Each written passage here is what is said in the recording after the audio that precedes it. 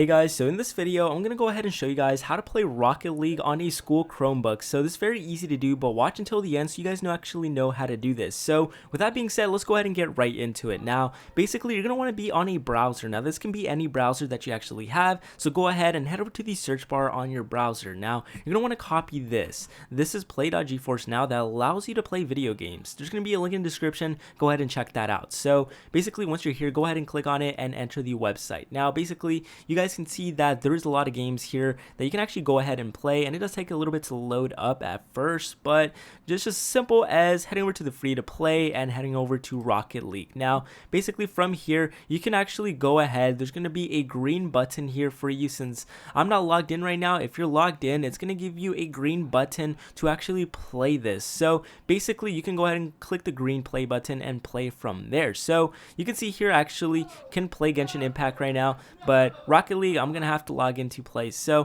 pretty much as easy as logging in, and from there, you can go ahead and play on your school Chromebook. So with that being said, if you found this video helpful, guys, make sure to leave a like on the video, subscribe to the channel, and with that being said, I'll go ahead and see you guys for the next video.